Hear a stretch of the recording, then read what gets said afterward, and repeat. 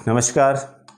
आज मैं आपसे एक ऐसे सेंसिटिव मुद्दे पे बात करना चाहूँगा जो आपके लिए, मेरे लिए, हम सब के लिए बहुत काम का है। मुद्दा है power of the association, power of company. संगति का असर, संगति का प्रभाव और संगति की शक्ति क्या होती है। हमारे जीवन में जितनी भी घटनाएं घटती हैं, जितने भी प्रयास होते हैं, जितनी भी कोशिशें होती हैं, उनका परिणाम सफल हो या असफल हो, हम अक्सर उन पे सोचते हैं, विचार करते हैं कि इनके पीछे के कारण क्या रहे। आप जीवन में बहुत सक्सेस होना चाहते हैं, सफल होना चाहते हैं, पैसे कमाना चाहते हैं, आगे बढ़ना चाहते हैं, ज्ञानी बनना चाहते हैं, ज्ञान लेना चाहते हैं, जिज्ञासु हैं, खूब मेहनत कर रहे हैं, खूब अच्छे कर्म कर रहे हैं, लेकिन फिर भी परिणाम नहीं आ रहा है, उसका रिजल्ट नहीं आ पा रहा है। कारण क्या है? Reason behind that is what? The reason behind that is only and only your association. Your association affects all this factors. आप कैसे लोगों के साथ उठते हैं, कैसे लोगों के साथ बैठते हैं, कैसे लोगों के साथ में आपका बातचीत होता है, कैसे किस तरीके के लोगों के साथ में आपकी संगति है, कैसे लोगों के साथ में आपका रहन सहन होता है, आपका टाइम पास होता है, आपका समय व्यतीत होता है। यदि आप सकारात्मक लोगों के साथ में हैं, उनसे बात करते हैं, उनसे रहते हैं, उनकी मदद करते हैं, तो आपको रिजल्ट 100% सकारात्मक मिलेगा।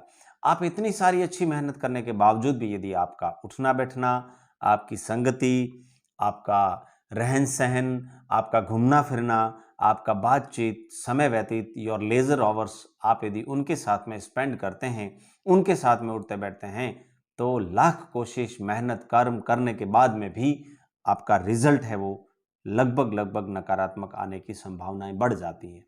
इसका कारण यही है कि आपका एसोसिएशन कमजोर था। यदि आपका एसोसिएशन मजबूत था, आप पॉजिटिव लोगों के साथ में उठते बैठते हैं, तो पॉजिटिव लोग आपको अच्छी सलाह देंगे, पॉजिटिव बात करेंगे, सकारात्मक बातें करेंगे, सकारात्मक वाक्य बोलेंगे, सकारात्मक एडवाइस देंगे, सकारात्मकता के साथ में आगे बढ़ेंगे। उनके पास जोश होगा, उनके पास कभी रोना नहीं होगा, कर्मों का रोना नहीं होगा, मेहनत का रोना नहीं होगा, असफलताओं का रोना नहीं होगा।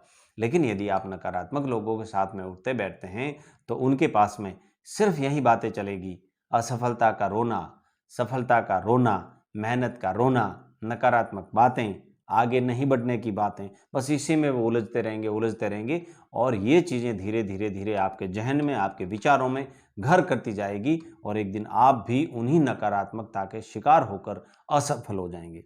मैं छोटी सी कहानी आपको सुनाना चाहता हूँ। एक बार क्या होता है, एक किसान के पास में बहुत सारी गाय थी।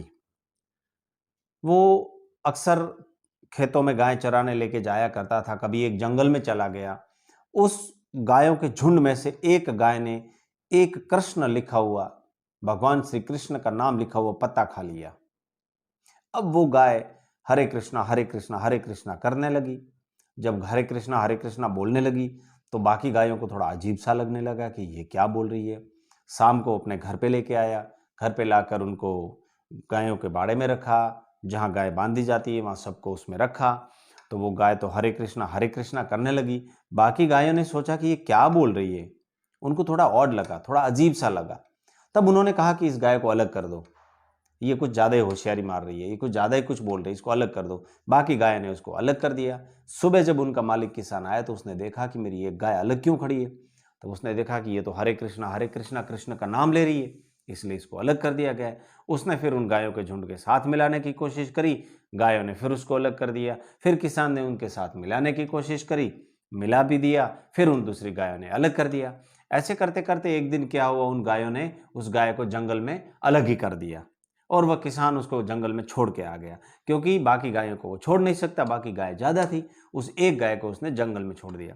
वहाँ उस गाय को एक चोर मिल गया और उस चोर ने किसी किसान को बेच दिया। अब वो गाय वहाँ गई किसान के घर, तो हरे कृष्णा वहाँ भी करने लगी। उसके घर में वो हरे कृष्णा करने वाली गाय के स्तन से निकला दूध, बहुत प्यारा, बहुत मीठा, बहुत ज्ञानी दूध, बहुत अच्छी सद्बुद्धि देने वाला दूध। वो किसान वो दूध बेचने लगे, अड़ोस पड़ोस के लोग पीने लगे। आसपास के लोगों में बड़ी चर्चाएं फैल गई कि वहाँ एक ऐसी गाय है जो हरे कृष्णा बोलती है और उसका दूध बहुत प्यारा है। इस तरीके की चर्चाएं फैल गई, दूर दूर से लोग पैसे लेने आने लगे। वो किसान तो धन धान्य हो गया।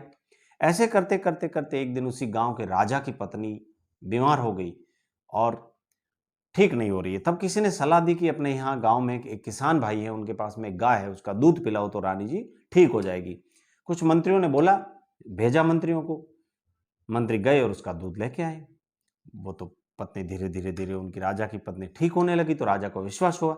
एक दिन राजा खुद पहुंच गए किसान के घर, बोला कि आपको जो चाहिए वो ले लो, लेकिन ये गाय मुझे दे दो। किसान बोला कि मैं गरीब आदमी हूँ, मेरा तो इसी से गुजर बसर होता है। बोला मैं आपको बहुत सारा धन दे दूंगा, इसके बदले इतना धन दे दूंगा कि आपको कभी गरीबी नहीं रहेगी, लेकिन ये गाय मुझे दे दो। किसान मान गया। वो गाय राजा अपने दरबार में ले आए और दरबार में लाकर रखी वहां पे। तो गाय तो वहां पर भी हरे कृष्णा कृष्णा का नाम लेने लगी।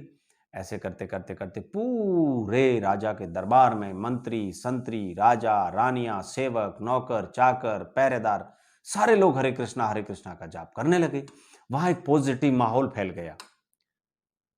कहने का मतलब यह है कि आप जैसी संगति में उठते बैठते हैं, वही आपके सफलता और असफलता का कारण बनती है।